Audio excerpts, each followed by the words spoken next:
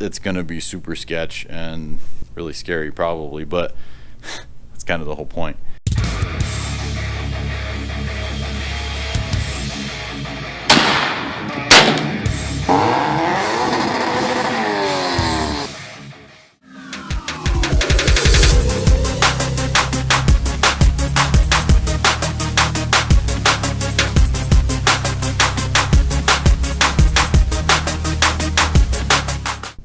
What's up guys, Mr. Turbo 458. You like that hat, don't you? I actually designed and embroidered this, and then they're just patches so they stick to the hat. Make it a little more official for the channel, I guess.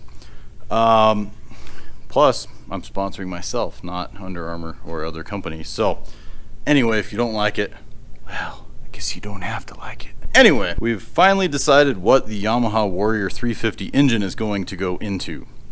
And a lot of you are going to give me a lot of criticism on this because it's kind of an odd setup what I'm putting it into. So, without further ado, here's what it's going to go into. That's right, it's going to go into a mini bike. The frame is from SoCal Mini Bikes, or I forget what it is. I'll put a link in the description. This is a Nitro 44 frame.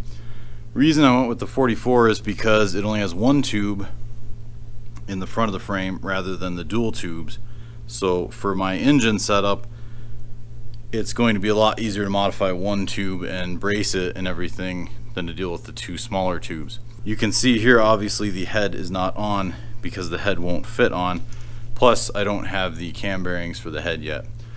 That's what I'm waiting on, and then I'll take it to the shop and have them press the bearing out because I'm not going to deal with that. But the head comes up to about here, so I need to raise this area here on the main tube up 4 inches at least. I'm also going to be stretching this frame at least probably a foot longer this way.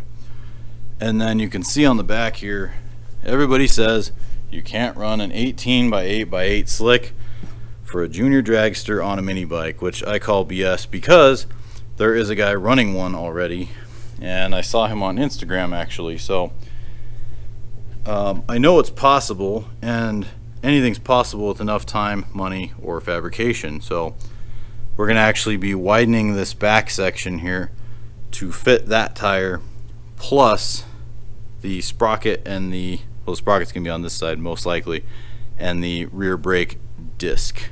This is a 5-speed transmission in here. I believe it's 5-speed. It might be 6, but I'm pretty sure it's a 5-speed with reverse right here. So that could be handy if you're doing burnouts and you want to back up. Just click it into reverse and there you go. Here's my box of parts. I am entering the go-kart build-off on DIY go-karts. So if any of you are on that forum, check it out. This is the box of quad parts. There's my wheel hub for the actual wheel from Go Powersports. I actually got 2 of them. I'm not sure if that was just a freebie from Go Powersports, but if it was or if it wasn't, thank you Go Powersports, because that was awesome. I'm actually going to modify one of those to use for the sprocket. I've also got the wiring harness complete and the carburetor from the Yamaha engine as well. Now before all of you get all up in arms about, well, you should just swap a Predator 212, Predator 420, 670, blah blah blah.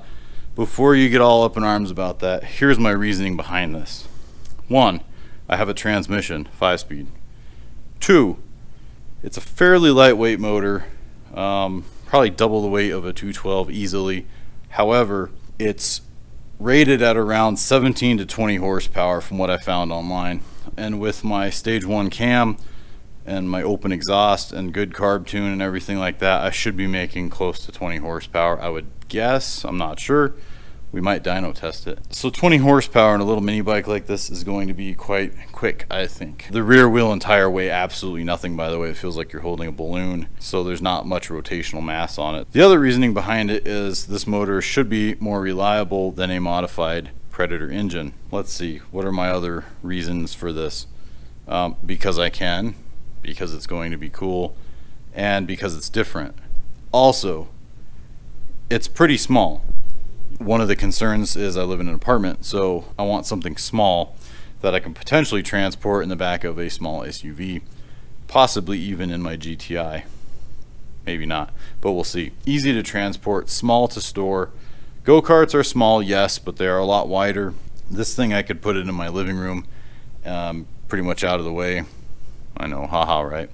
This is going to be an awesome build, and it's going to be a quick little bike, and it has a drag slick on the back, so I hope to at least run it down the 8th mile a few times. Now, I'm not a small person by any stretch of the imagination, so me on this tiny mini bike is going to be A, hilarious, and B, it would probably be a lot faster with a smaller person on it. I'll be the first to admit that. However, I can make this work for me. It's going to be challenging, and we're going to have to work through a lot, but the thing is that's the whole point of this build, is to challenge myself and see what I can do with something that I've never done before. I've worked on motorcycles, I've never built one.